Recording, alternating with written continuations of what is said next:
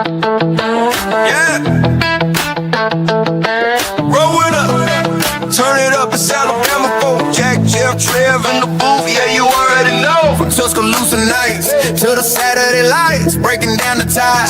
Every wrong, every right. Got the insight, fire, and the Bama pride. When the Crimson's on the line, we alone for the ride. Bama voices on the call. We gon' break it all down. Roll it up. From the rumble in the trenches to the kings of the crown. Roll it up. Yeah, the tide runs deep and the show runs strong. Jack, Jeff, Trev, keep it rolling all season long. Every snap, every play, every headline drop. If it's Bama on the field, you know we never stop. Fast take, big stakes, tide talk all day. Alabama by CFB, we don't play. Christian spirit in the air, let the good times flow. Times flow.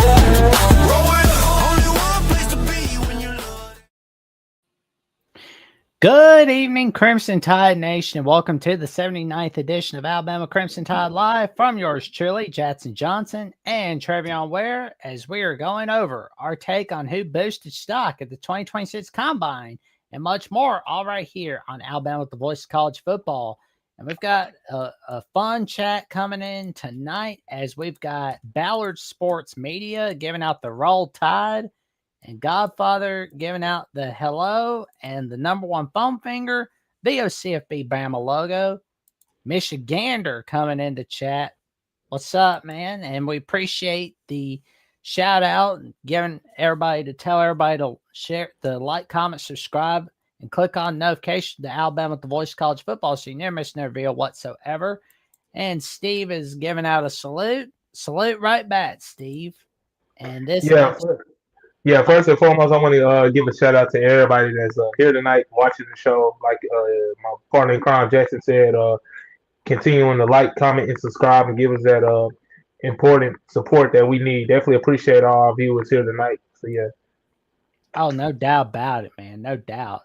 And of course, this episode of Alabama Crimson Tide Live is presented by FanDuel, where you can get some of the top-notch predictions in the world of college football, NBA, NFL, Major League Baseball, and college basketball coming your way. Oh, we got a star-studded lineup. You know, if you had to do a parlay of sorts, who'd you have in tonight or tomorrow, Trev? If I had to do a parlay on tonight's action, obviously it's going to be focused on the NBA with the second half of the season already started. I'll be probably looking towards a player like Kawhi Leonard tonight on the Los Angeles Clippers.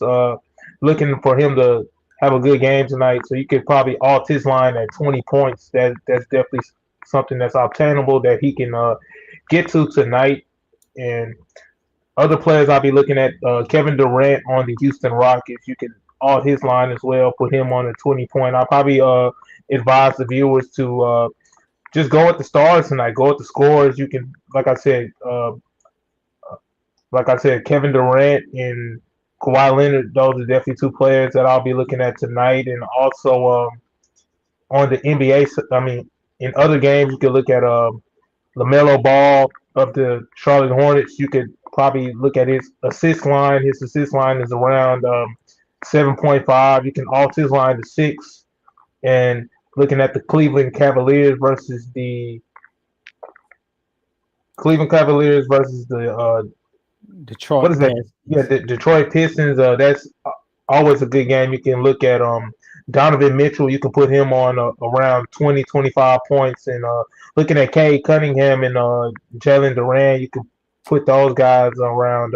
For Cade Cunningham, you could mess around with his rebound assist line. You could put that around 15. That's a pretty attainable number for him to get. And looking at Jalen Duran, you can just put him on a double-double. He's the monster in Detroit that's always crashing the boards and always being dominant in the paint. So I'm looking for him to get a double-double. So that's about a 6 to 7 man parlay, all watered down, but all something that each player is very much accustomed to getting. So if you want to mess around with those lines and many other lines, FanDuel definitely has what you need and can get you squared away to play.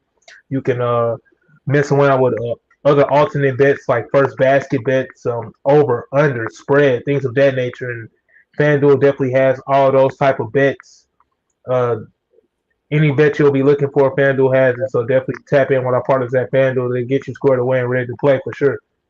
Well, and if you checked out last week's show, ladies and gentlemen, you'll know that you know you might have heard it from a little birdie, but we did warn you: go with Missouri over Tennessee and go with Oklahoma over Auburn. So it's like we'll make sure that you make your money all right here, presented by FanDuel, all right there. You know, the big question tonight is who boosted stock at the 2026 combine. And because like I was really thinking about, because like a lot of guys, like we wondered last week, is this year the year where we unfortunately have to deal with Alabama not having the first round anymore? No more first round picks. Well, honestly, no, we don't have to worry about it. It's safe for another year. Because like we saw like Ty Simpson making magic. And Jam Miller, you and I were talking about him off air. Like he was making some magic. As a matter of fact, you wrote an article on it as well, on the 4 players who boosted their stock. Yeah, most definitely. Today I put out an article on Bama Hammer about the 4 players who boosted their stock.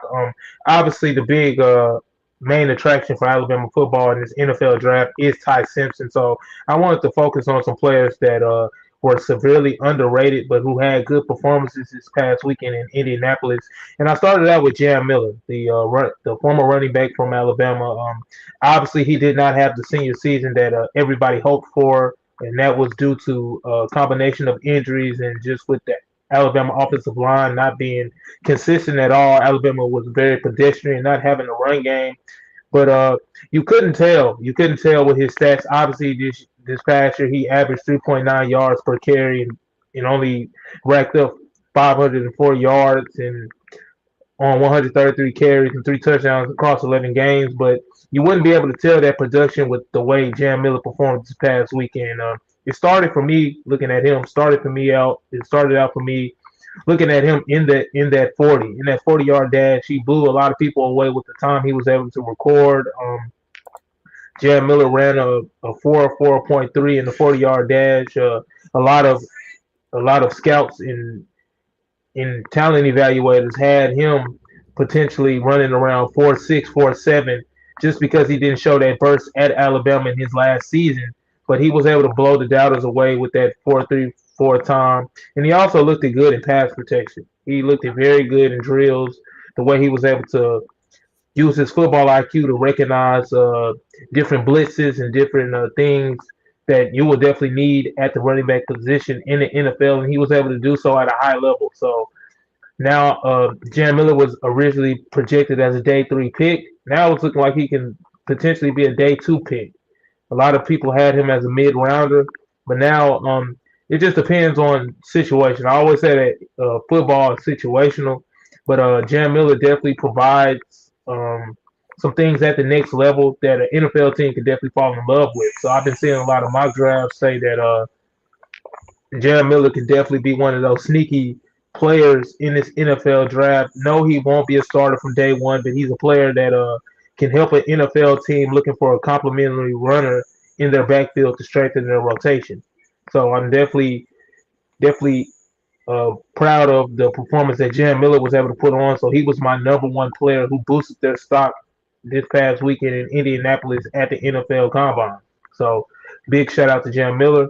My second player on that list was Jeremy Bernard. Jeremy Bernard, obviously, he's one of the most underrated receivers in this NFL draft, and I don't see why. I mean, I'm trying to figure out why that is. I mean, there were some concerns about his speed and how he would be able to run in the 40. People were saying he don't have the breakaway speed that the other receivers in this NFL draft have, like a Jordan Tyson, like a Carnell Tate, like a Malachi Lemon, in receivers like that. But Jeremy Bernard definitely handled business this past weekend at the NFL Combine. He ran a time of 4.9 in his 40, and that was a very good time for him. considering a lot of scouts thought he was going to run around in the 4.5s, the 4.6s, that he was able to pull out that 4.49 time in the 40. So that was very impressive. He also stood out in on the field drills. He ran some crispy routes. He showed his reliable hands like he did time and time again for Alabama these past 2 years, and that was really impressive to me. A lot of scouts as well started to give him praise just with how consistent he was. He was one of the most consistent players at his position this past weekend in the NFL Combine. And then you just look at small traits that he brings to the table. He was able to stand out um, in the three cone drill for all receivers. He had the best time of all receivers. He ran sub 7.0 in the three cone drill, recording a time of 6.71 seconds in the three cone drill. So he's able to show that fluidness in his hips, his ability to change directions, his ability just to continue to be a high value type of player for wherever he's going to be drafted. But he definitely was a player that I think solidified his spot in the NFL. I think he's going to be a second round pick. I'm going on record saying that now. So I'm definitely impressed with what what Jeremy Bernard was able to do this past weekend in the NFL. That's a fit. That was asked about it. I said that is not a home run hire. That is a grand slam hire. Why do you say that? He is awesome. Oh, I I accidentally muted you by accident. My bad. Yeah, because I was playing a Jeremy Bernard clip, but it was like, good grief. Uh-oh. Yeah, man. Come on. Yeah, man. Like I said, he was able to be that reliable receiver that a lot of NFL teams are looking for. This NFL draft is going to be deep at the receiver position, but he was able to show that he is one of those high risers at his position. He's now being valued as a second round pick who can be an immediate contributor to a receiver needy franchise. So he was my number 2 player who raised their stock in the NFL Combine this past weekend. So big shout out to Jeremy Bernard. That also continued with my number 3 player who raised their stock this past weekend in Parker Brailsford. Parker Brailsford tested well in the 40. He tested well with his broad jump.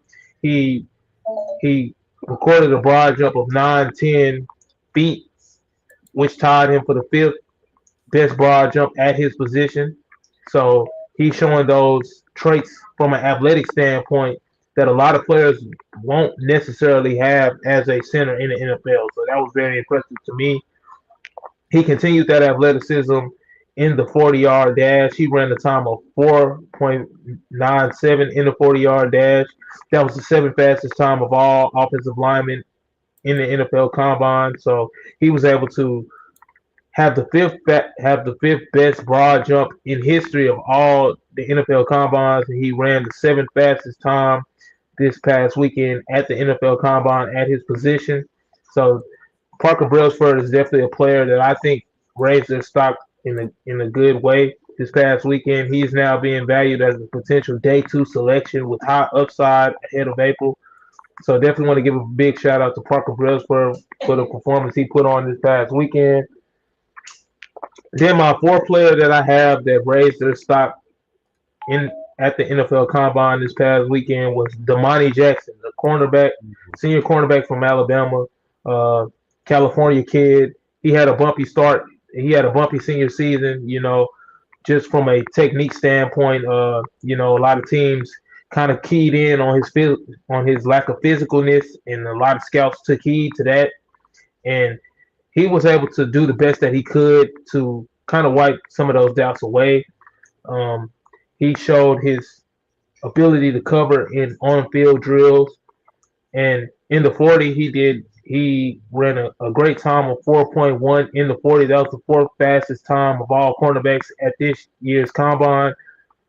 Now, Damani Jackson is being looked at as a potential player you can get on day 2 or day 3. No, a lot of people aren't expecting him to come out and be a starting corner from day 1, but with his measurables at 6'1" and having that 31.5, 8 wingspan, he gives defensive coordinators at the next level a lot to work with. So I'm definitely impressed with what Damani Jackson was able to do this past weekend at the NFL Combine. He's definitely a player that is going to be an intriguing prospect for a lot of defensive coordinators, a lot of cornerback coaches that are looking for a cornerback to add to their depth room, to add at the position. But Damani Jackson is definitely a player that I think that raised their stock combine, that raised their draft stock this past weekend. So I'm definitely impressed with what Damani Jackson was able to do. So like I said, my four players who raised their stocks at the NFL Combine this past weekend is Jam Miller, senior running back at Alabama, uh, Jeremy Bernard, senior wide receiver at Alabama. Obviously, obviously all these guys are Alabama guys, but yeah. Also, Parker Brailsford, he was able to raise his stock as well. So definitely impressed with what he was able to do as well. Unfortunately, we don't have the videos set up like I would like them to be set up because I know a lot of y'all tired of seeing me talk about it. A lot of people want to see me, you know, want to see what exactly we're talking about. I'm pretty sure a lot of eyes were glued to the screen this past weekend at the NFL Combine, but it's unfortunately some technical difficulties on our part. But still doing our best to get that image to you just about the players that were able to raise their stock. So, like I said, Jaron Miller, uh, Jeremy Bernard, Parker Brailsford, and Damani Jackson, those guys had some outstanding combine performances this weekend. And I definitely think those guys made themselves higher on a lot of teams' boards out of all the 32 franchises in the NFL. I definitely think that all four of those players can hear their name called. Of course, the NFL Combine isn't the end all be all because they still have a pro day to perform at this month at Alabama's official pro day. But I definitely think those guys did help themselves the most. I didn't want to be too obvious about it because obviously all eyes were on Ty Simpson, all eyes were on Parker Brailsford. Those players are trending in the first round direction, but those four underrated players that I just named, those players definitely can find homes in the NFL with what they were able to do this weekend.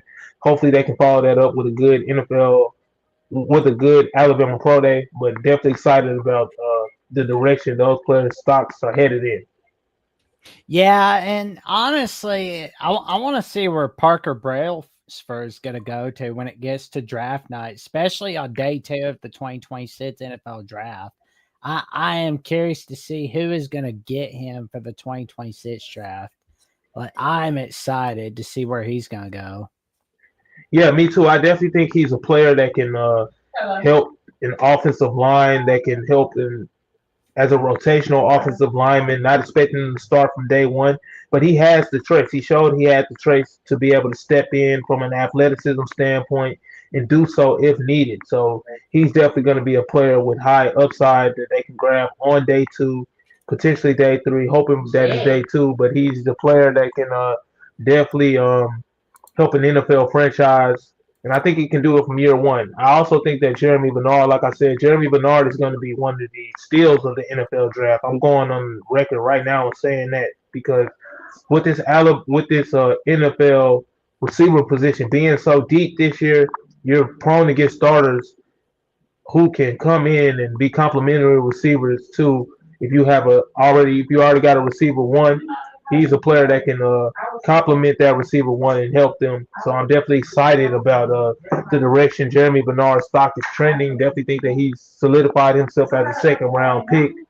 He's a high character kid, a player that any NFL franchise would be lucky to have. So I'm definitely excited about what he can do at the NFL level next. And yeah, and just with Jaron Miller, it just really just depends on what team needs what. But he is definitely a player that can strengthen the backfield, that can give you some good looks in practice, that can be a good depth piece for a team that already has a starting running back. So I'm definitely excited about that as well. And same goes to Damani Jackson. Like I said, not expecting him to come in and be a CB1 from day one, but he's a player that can step in and give potentially a contending team good secondary, thirdary corner at the position. So I'm definitely excited for all of those players. For sure, man. It's going to be a wild ride seeing what's going to happen when we get to draft night. I mean, we're basically We're several weeks away. It's going to be fun seeing what's going to happen to see each of these guys, coming in, seeing where they're going to be drafted. Michigander is crossing his fingers for the Lions to draft Tim Keenan. Yeah, Tim Keenan, he was also a player who had a good performance as well. I'm definitely thinking that on that Dan Campbell defense, Tim Keenan can definitely be a player that can help the Detroit Lions. Obviously, Caden Proctor, he's getting a lot of buzz towards the Detroit Lions as well because you know how they love their athletic offensive linemen.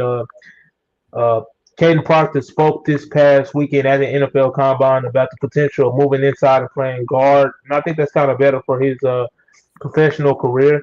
But just getting back to Tim Keenan, Tim Keenan is definitely a player that fits that Detroit Lions defense. A high level, a high character kid, somebody who cares, somebody who plays with aggression. So I'm definitely thinking that Detroit could be a good fit for Tim Keenan as well. Uh, but it'll just be interesting to see, man, because like I said, those players still have to continue to solidify themselves with this upcoming Alabama Pro Day. But from what we saw this past weekend, I'm definitely thinking that they could. Oh, yeah. It's going to be interesting to see what happens. And I would not be surprised if the Chiefs are drafting a couple of these guys, into the 2026 draft. Something tells me they're going to be taking a Bama steal. I don't know why, but I feel like they will for sure. Yeah, Andy Reid definitely has a nose for talent. He definitely has a nose to find gems in the cracks. So I definitely think that any of these Alabama players could help the Kansas City Chiefs. I mean, the Kansas City Chiefs are in the process of continuing to build up their roster. Obviously, this is a different type of season for them. They didn't make the NFL playoffs this past year. Patrick Mahomes coming off ACL injury, and the Chiefs not being as dominant as they were in past years. But Chiefs, they don't do nothing. They just reload. They reload their position. So I definitely think that Andy Reid is a coach who can identify the talent on this Alabama roster in the NFL draft. And I definitely wouldn't be surprised if the Kansas City Chiefs ended up calling a player from Alabama to join that roster. So I'm definitely excited about that potential as well. But it's a lot of fits on this fits for all 12 Alabama players. There's been a lot of speculation about Ty Simpson as well. Getting to Ty Simpson, he was able to prove his worth this past weekend, pretty much solidifying himself as the number 2 quarterback in this NFL draft with just the array of throws he was able to make, how confident he was, his football acronym, his football acronym, and just how he carries himself as an NFL quarterback. I mean, despite the 15 starts, I know that's what everybody likes to highlight and circle, but Ty Simpson was definitely one of the biggest winners of the weekend. But go with that. He's pretty much underrated. Want to go with some more underrated guys, but Ty Simpson definitely has a lot of first round buzz now. I've been seeing a lot of analysts and reporters saying that he can go as high as 16, as high as 6, just depending on what NFL team needs what. But Ty Simpson, I definitely think he's a first round talent after what we saw this past weekend. And Caden Proctor, the same to him. Like I said, his willingness to potentially play guard in NFL, I think that holds a lot of value to teams. He was able to slim down his weight from 370. His playing weight at Alabama was 370. He was able to slim that down to 352 pounds. So definitely excited about the potential of Ty Simpson and Caden Proctor hearing their names called out of the first 32 picks on night 1 of the NFL draft. So I'm definitely excited just about this Alabama upcoming contingent of talent who's going to be embarking on their NFL careers at the next level. So last week it was a lot of doubt about Alabama might not have any first rounders, but now I think those doubts are put to bed with the performances that we saw this past weekend. Oh, yeah, and we got a little bit of the highlight of Simpson for a little bit where he's got a little 12-second clip.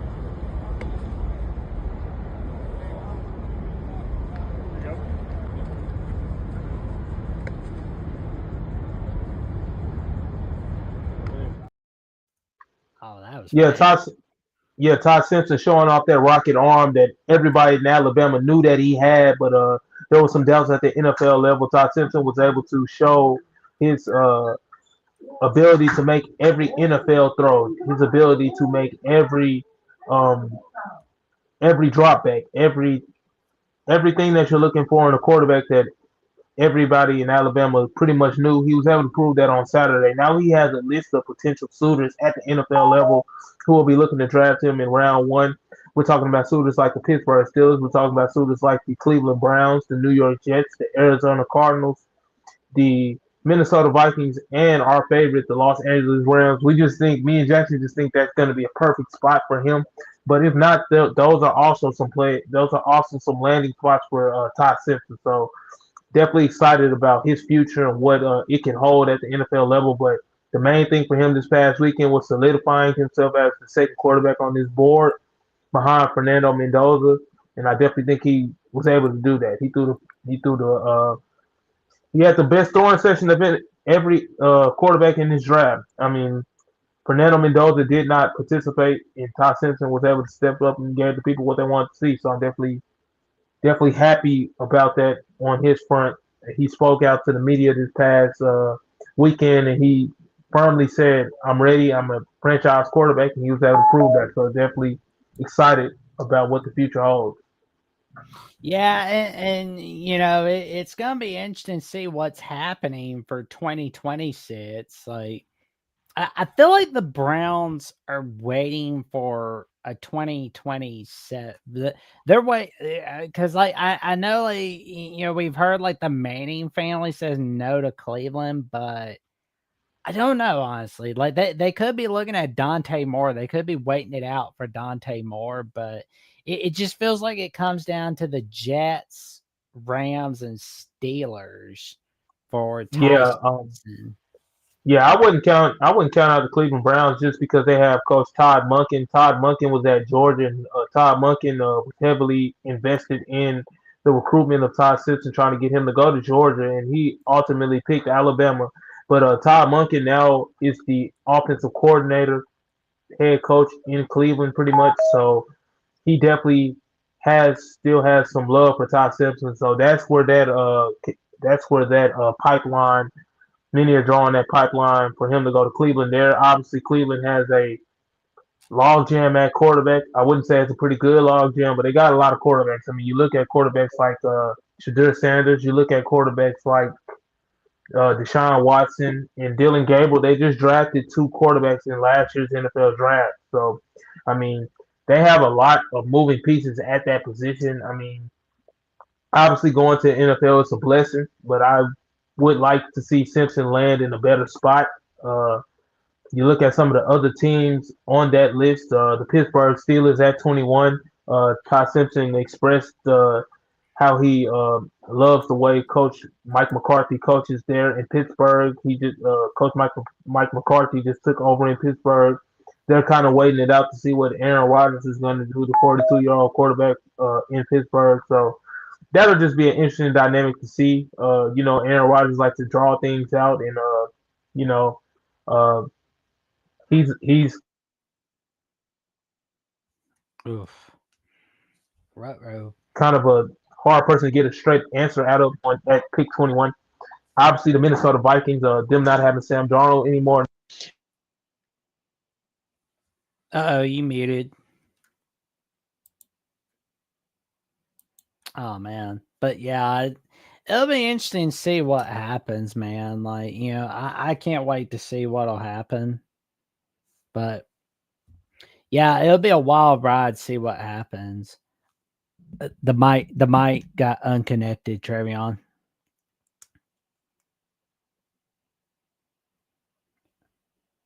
Here we go. Sorry about that, folks. We were having some technical difficulties tonight. Oof. Yeah, but like I was saying, the Minnesota Vikings could also be a good spot for him. Obviously, they still have their quarterback they took in the NFL draft 2 years ago, in J.J. McCarthy, Michigan quarterback who went to Minnesota to potentially replace Sam Darnold. Obviously, his rookie year did not go well at all, and now Minnesota is having the conversation with themselves about Simpson now. That could be a potential spot for him. Obviously, you got Justin Jefferson on one side, you got Jordan Addison on the other side, so that could be a good spot for Ty Simpson as well. Obviously, we've went over the scenarios of him going to the Los Angeles Rams and taking the backseat to future Hall of Famer Matthew Stafford. That's the ideal spot that everybody is circling, especially with the Los Angeles Rams having 2 first-round picks.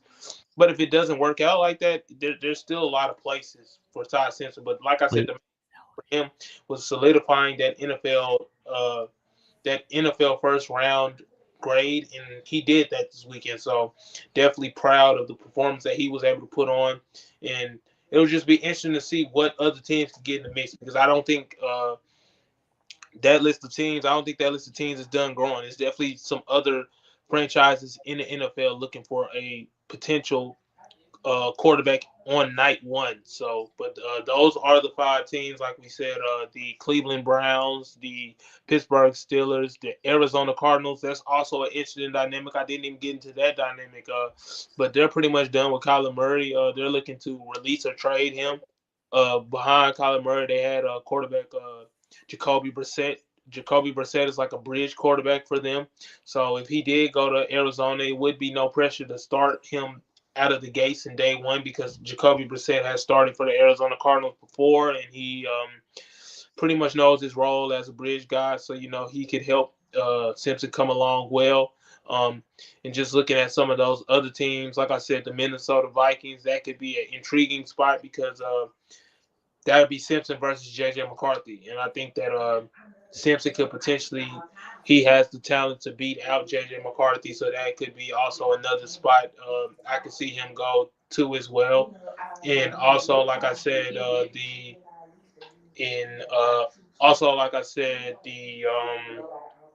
was the other team, Jackson? It's a lot of teams, man. What was the other team? Man, Cardinals, Vikings, Rams, Jets, Browns.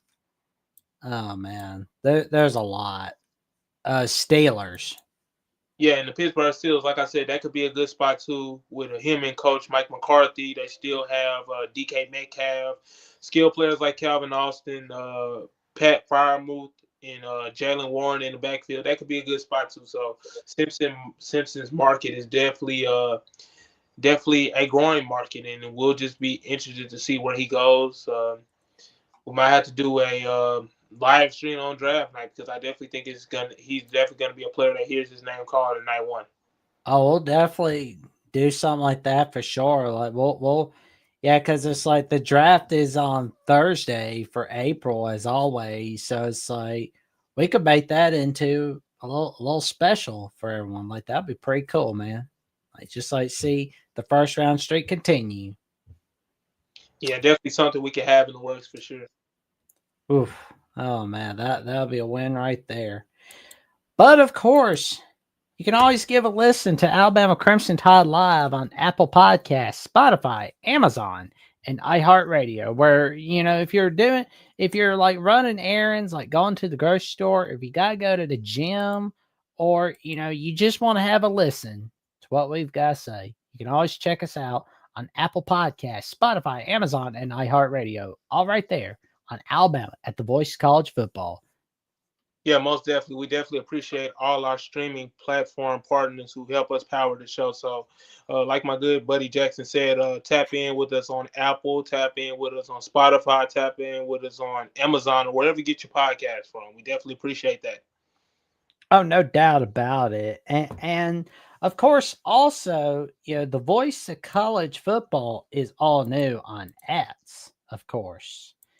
And also, oh man, it's just a wild ride seeing what's happening over there. The Voice College Football Network, all new on that. So you can join all our ongoing conversation with all of you about the game we all love. No off season in the world of college football.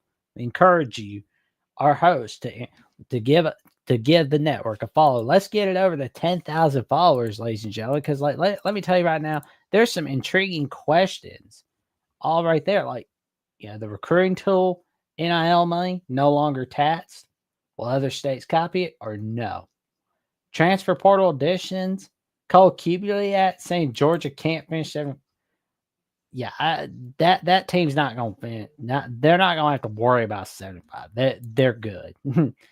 2014 playoff, according to Josh Heupel, who believes that can bring some Bobby Hill to the CFP. Wow. Yeah, definitely a lot of interesting dynamics on that Voice of Alabama, Voice of College Football channel. So we definitely encourage everyone who is watching to definitely go over and give that a follow. We definitely appreciate all that, and it's how we get the news to you as quickly as we do. So, like I said, definitely appreciate that. Agreed. Tell your friends, your family, and the cashiers at Publix about the magic that the Voice of College Football Count will be bringing you. All right there. Well, now we've got our next topic talking a little bit about Caden Proctor and whether there could be a position change for him in the NFL draft. We're gonna wait and see what happens, because we're looking at his size. Like, good grief, he's a big one. I tell you what. Yeah, most definitely. Caden Proctor, obviously everybody knows him from Alabama, the athletic offensive lineman. There's been a lot of questions about what position he could play at the NFL level. I'm definitely been hearing some things about him potentially moving to guard in the NFL. And I think that might be a better move for him long term, just because with his size, moving him inside, he's able to penetrate on smaller defenders and stuff like that. So moving him inside could definitely be a good thing. There's been a lot of coaches that have asked what will be his willingness to do so. And he spoke so at the NFL Combine, saying that he wouldn't have a problem with doing so. And yeah, so definitely could see him potentially moving inside the guard. That might just be better. That might just be a better career move for him long term. But we'll see. But he's definitely solidified himself as a potential first-round pick. I kind of spoke on that this past weekend in one of my articles, and just his ability to drop weight. Because at Alabama, everybody knows he was 370 pounds. He was able to slim down that weight to 252 pounds, and I definitely think that. That's something that NFL teams saw, his ability to continue to work and his ability to continue to better himself as an athlete. Everybody knew he had everything you would want in a lineman from an athletic standpoint, but now he was able to show his versatility, his positional versatility, and I think that's going to do wonders for him in the long run. So could be a potential career-altering move for him that could benefit in his favor. I mean, obviously, he said that he feels more comfortable playing tackle because that's what he's played his whole football career. But I think that given moving inside and giving guard a chance, that could be something that he could thank himself later just for showing his willingness to do so. Oh, for sure, man. Like, for sure. No doubt about it. We'll wait and see what happens. But of course, we've got some breaking news while we're live, as Alabama has hired Central Washington defensive coordinator Jake Vang as a defensive analyst for the Crimson Tide. And before he was hired at Central Washington, he was an edge rushers coach at Sacramento State last season, helping 3 players finish last year with 8+ tackles for loss. I got to say, that's a huge win right there. And just kind of like looking at this post from Wyatt Fulton, where 3 of his defensive linemen achieved all Big Sky Conference honors, with Deshaun Watts earning first team honors, Dylan Hampton and Jalen McLaughlin earning second team. Watts played in all 12 games with 11 starts, totaling 36 tackles, 4 tackles for loss, 2 sacks. Hampton played all 12 games, 11 starts, led the Hornets with 13 tackles for loss, 8 sacks, finished the season with 39 total tackles. McLaughlin played in all 12 games with 5 starts, finishing the season with 31 tackles, 9.5 tackles for loss, and 7 sacks. I gotta say, this feels pretty good about where he's going. I tell you what. Yeah, that's definitely a hire that Alabama fans can get excited about. Just continues to show that Kalen DeBoer is continuing to find ways to better this Alabama football staff. It seems like, I'm pretty sure other schools are making small moves as well, but it seems like every month, even you don't hear a lot about schools continuing to update things, but it seems like every other week Alabama is making an addition on their coaching staff. So that's just a big testament to Kalen DeBoer's uh, just to him not wanting to stay packed, wanting to find ways to improve this Alabama football team. Him being a defensive analyst in Kane Warmack's system, Kane Warmack going into his third year as a defensive coordinator, and this coach's pedigree to win where he's been and produce. I definitely think that's another added element that can help this Alabama defense in 2026. So I'm definitely excited to hear about that breaking news. Obviously, with it being breaking news, I got to do some more homework on that. But those are my initial thoughts on that. I'm definitely excited to see that. Like I said, coach is not standing pat. Coach is still finding ways to improve this football team. And I definitely think it's something that can pay dividends down the line when we get to this fall. Oh, for sure. And Mikael Bradford's another addition because he comes from Baylor, where he was set to be a quality control coach in 2026. But now he's at the Crimson Tide this year. He was at Kansas State for 2024 and 2025, at Colorado State for 2023. And he's a Compton, California native who played football at Nevada from 2020 to 2022. And this now brings the staff directory to 13 total coaches on the staff. Yeah, that 13 total coaches on the staff. That just shows Kellen DeBoer continuing to be able to get his fingerprints on his Alabama football team from a coaching standpoint, and continue to bring in the guys that he wants to lead the football team. So, now I feel 2026, this will be the first year, like I said, Kellen DeBoer getting his first quarterback under center that he was able to recruit, and then him getting the position coaches on both sides of the football, getting his type of men in the building. I definitely think that this is going to be one of the clearest pictures that we can see of Kellen DeBoer in 2026, and him just being able to have assembled the staff that he's had. I mean, obviously they still got to go out and do it this fall and prove to people that these are worthy hires. But I definitely am excited just with Kellen DeBoer's ability to shake up the table and make some moves, make some underrated moves, and do things a different way. Because you see, the first 2 years he kind of stood pat on some of the coaches that we had, and the results were what they were. But now he's having that urgency to be able to shake the table, and I think that's something that could work in their favor later down the line this year.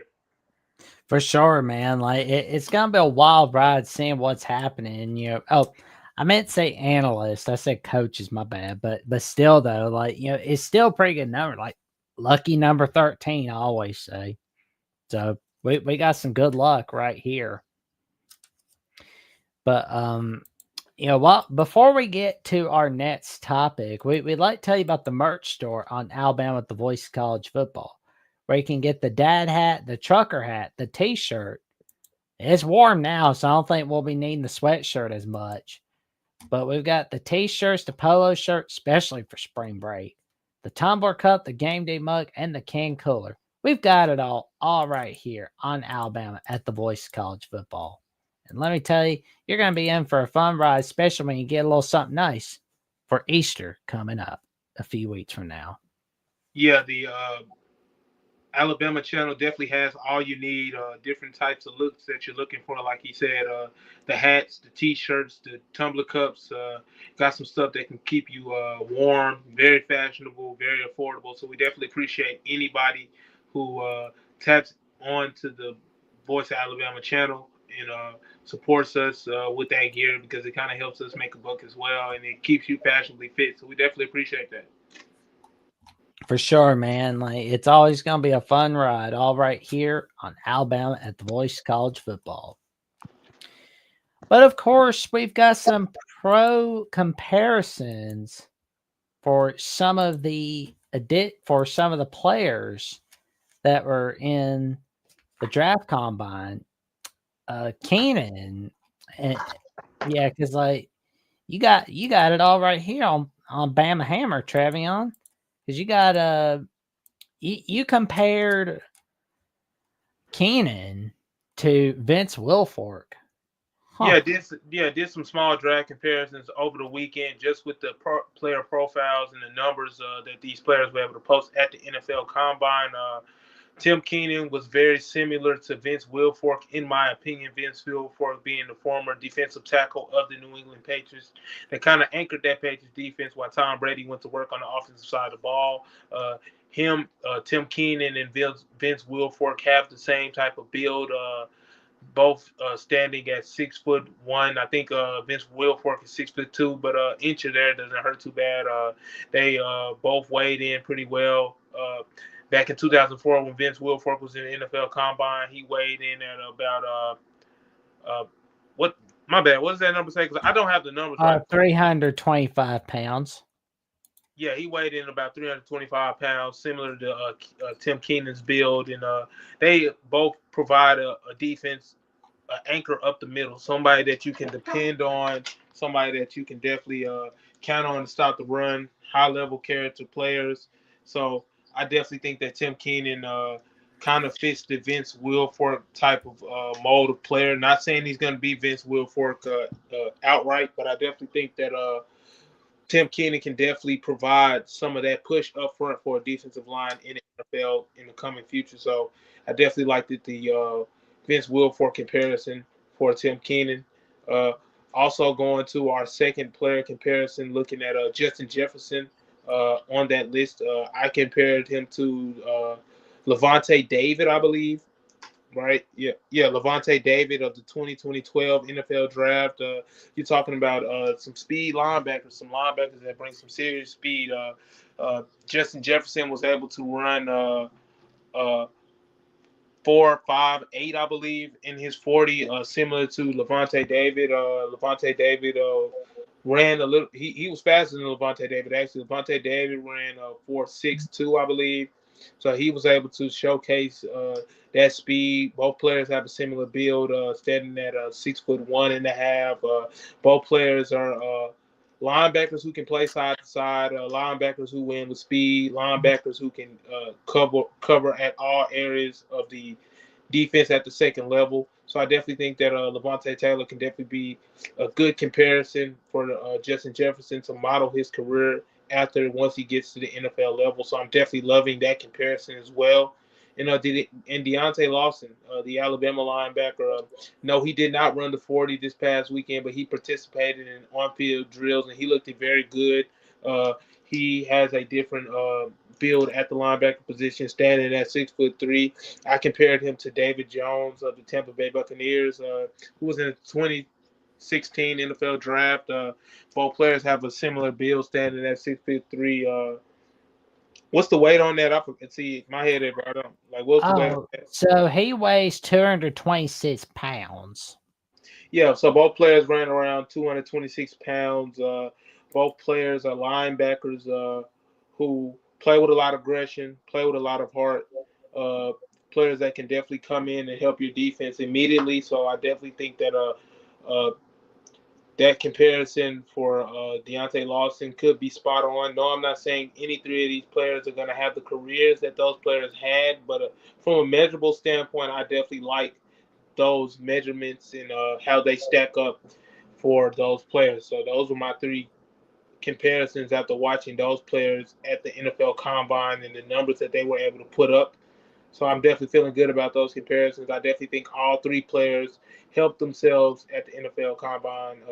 Alabama, their contingent of talent that they brought in, all 12 players were able to post good numbers and up their values in different ways. But I think those three comparisons fit nicely for those players. And looking at LT Overton too, LT Overton, his height was 6'3". My comparison for LT Overton was Shaq Lawson. Shaq Lawson is a player like LT Overton, who's a tweener at that defensive end position. Can play inside, can play outside.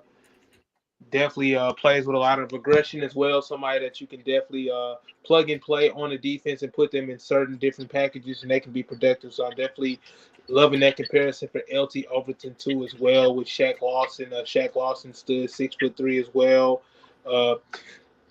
LT Overton a little on the heavier side than Shaq Lawson. Shaq Lawson weighed in the 20s in the 2018 draft at 266 pounds. LT Overton weighed in at 275 pounds, but LT Overton was able to showcase some speed in his 40. Forgot what his 40. What was his 40 time, man? I'm sorry. I apologize. Yeah. Let's see. His 40-yard dash was 4.91 seconds on the first attempt, 4.87 seconds on the second attempt. So those are his times on the 40-yard dash. He did all right, it seemed like. So I'm excited to see what Overton's going to bring for 2026. Whoever gets him is going to be extremely happy. And honestly, I'm glad to see that our guys are doing so well. And I mean, Shaq Lawson, that's oof. You don't just throw those kind of comparisons around. I mean, that's a great comparison right there. There we go. Like, I am so excited to see what that young man's going to bring. And okay, Trevion has stopped up for a little bit. The connection's doing a mess around with him. It's been doing a mess around with me as well. Sorry about that, ladies and gentlemen. But yeah, like all these guys, coming over to in the draft, they're gonna be fun to watch. They will be fun to watch, all right there. And for more updates and more videos on Alabama with the Voice of College Football, check us out all right here, where you can like, comment, subscribe, click on the notification bell so you never miss a video whatsoever.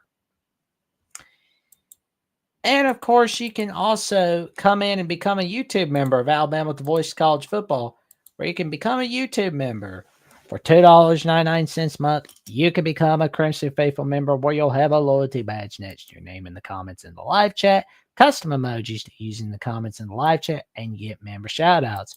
For $4.99 a month, you can become a Saban Disciple, where you'll have priority replies to comments and access to a monthly hangout, like our good buddies Godfather of the SEC and Michigander, who are YouTube members of Alabama at the Voice of College Football. But I can tell you, I'm so excited about what we've got in store for you in the 2026 season and in the off season, because we've got some plans. We've got some magic coming your way. We've got it all. We've got it all right here. So it's going to be a wild ride. And, we'll go ahead and send the membership invite and go ahead and do that now. Let's go ahead and do that. Look, because that way a lot of you can become YouTube members right here. And what it is like you get some little hangouts with Jeffrey Only Talk Sports, Trevion Ware, and myself, because I can tell you that's always a fun ride. And for $9.99 a month, that's the big one. You can connect on social media with each of us and give out content requests of any kind just by becoming a Bear Bryant legend. And neither rain nor sleet nor snow will put a stop to us from fulfilling your content request right here on Alabama at the Voice of College Football. So we got a question from Ken, the Bama fan, asking, what do you think about the new analyst hire? Well, I mean, honestly, I like it. I like the new analyst hire. It's pretty good. It's a pretty good hire. But he also says he's not sure what to think about anyone coming from Colorado State, but time will tell. Well, I mean, I always say don't throw the cart in before the horse, or, but also, don't throw the baby out with the bathwater. But I don't think there's any worries there. We will definitely wait and see. I mean, anything can happen. Anything can really happen. I think it's gonna be fine. It's gonna be truly fine. Nothing to worry about. Nothing. There we go. But also, we've got some birthday celebrations to top the show off. Legendary coach Gene Stallings is 91 years old. And all he wanted was red velvet cake. And I thought that was pretty cool to see Coach Stallings get a little red velvet cake. Can't believe there are people saying, oh, he passed away on Saturday. That's a load of horse dung. No, because let's see here, he's alive. He's happy, man. He's happy. He is happy, man. I tell you what. And he says, I'm about as well as a man who has had a heart attack and 3 strokes can be. The coach told Rick Carly on Sunday. That was pretty, yeah. It was like, I was glad to see, that little pic of Gene Stallings getting a little red velvet cake. Let's find it, shall we? Let's find it. There it is. There it is. There it is. He said he's enjoying his 91st birthday today at his Texas ranch with wife Ruth Ann and family. All I want for my birthday is a red velvet cake. Coach told me yesterday. Today he received one. Oh, he's happy. I mean, he's just happy right there. Like it's pretty cool seeing that. So, but to Coach Stallings, we celebrate birth weeks here at Alabama with the Voice College Football. So we'll be celebrating yours for a week. And, just kind of like give a look back at his accomplishments, of course. He was the man that led Alabama to ending the losing streak against the Auburn Tigers in 1990. Now, 1990 was a mid-season. It was mid, but if you're going to have a mid-season, make sure you beat Tennessee and Auburn because that's what Alabama did in 1990.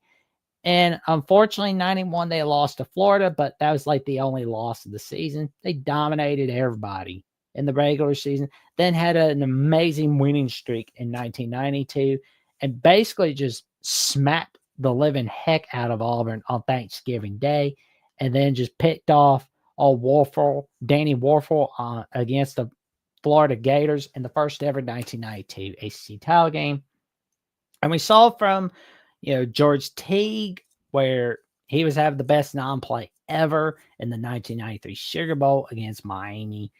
I mean, that's always huge. I mean, like with Gene Stallings, Alabama was always in the running for the SEC title, got that national title. And one thing he did was, because he was one of the Junction boys playing for Bear Bryant in the Texas A&M days, but also coached Texas A&M and was able to defeat the master, Bear Bryant himself, in the 68 Cotton Bowl. Alabama had a down year in 1967, but A&M was like, we're going to make sure we make that year even worse for Alabama. What happens? Gene Stallings and Texas A&M Aggies did that. That was one of like the few games in the late 60s where Alabama was wearing those white helmets. So it was like that's something for you to take away from that. But also, you'll never guess who else had a birthday, and it's another Bama legend. Tua Tagovailoa, second and 26. Oh my God. Amazing, right? I mean, it's like a legend. There you go. Making that magic while he could at Alabama. It was just amazing seeing what he's going to do. But, second and 26. There you go. 28 years old. Like, time is flying by fast, isn't it? But I will say it'll be a fun ride seeing where the rest of his career goes. I'm crossing my fingers that he's out of the Dolphins. I mean, if that means he's a Viking, so be it. But at the same time, I'm already regretting saying that I want to see him at the Vikings because, oh God. But anyway, like Tagovailoa, great young man, great guy on and off the field, as reliable as can be. And, he's got a wonderful family. And I'm just like, I'm glad he's still. I'm glad he's got some awesome birthdays coming up. But yeah, we'll definitely wait and see what happens. But a happy birthday, or better yet, a happy birth week to Coach Gene Stallings, and a happy birth week to Tua Tagovailoa. It's fun just kind of like looking back at the accomplishments of each of these Bama legends. Let's go ahead and, because I think we've got it somewhere. There it is. There's a little photo of Gene Stallings getting all happy. Like he's getting he's getting the victory ride from the players. That was an awesome win that night on New Year's Day of '93. Like that was a humongous win. Humongous. Like it was a fun ride all right there. All right there. And we appreciate that very much, Godfather DC. Thank you so much for tuning in. Thank you all very, very much for tuning in on the 79th edition of Alabama Primetime Live as we go over our takes on the latest news and notes on the Alabama Crimson Tide. And for more on what Travion has all right there, check him out on TWare1K on /Twitter and on Bama Hammer at Fansided, and all right here on Alabama, the Voice of College Football, where you can give a listen to them on Apple, Spotify, Amazon, and iHeartRadio. And also, our guy Jeffrey was not here tonight because he's at a work shift tonight, so he could not be able to make it tonight. But he should be able to make it next week. We'll make sure that he'll definitely be there Thursday night. Take your calls along with myself, all right there on the Alabama Call-In Show. And you can give him a follow on Only Talk Sports, where he talks sports every single day, or at least he tries to. Let's get him over to 3,000 subs. And you can check me out, Jackson Johnson 979, where I've got some episodes of the Jacksonian coming up. And we've got a wild ride coming your way all right there. And neither rain nor sleet nor snow will be stopping me for what I've got coming up for all of you on the Jacksonian. And I've also got some magic coming your way with SEC at the Voice of College Football with Tucker Harlan, Andrew Miller, and myself, where we will be joined by Brian Smith of Locked On the Portal and Locked On Seminoles to talk about a little portal recap from Smith, from Mr. Smith himself. And for more updates, what I've got going on SEC at the Voice of College Football, Alabama at the Voice of College Football, the Jacksonian, once, twice a week appearances on Locked Out West Virginia with Mountaineer Paul. And every now and again calls on the Five Bob Show. Check me out on Jackson VOCFP on /Twitter and on Instagram. That's Jackson Johnson 543908. And with that, we wish you all a happy Monday night and stay safe, stay warm. It's cold out. We will be seeing y'all soon. And roll Tide. Like, comment, subscribe, click on the notification bell so you never miss another video. We will see y'all later.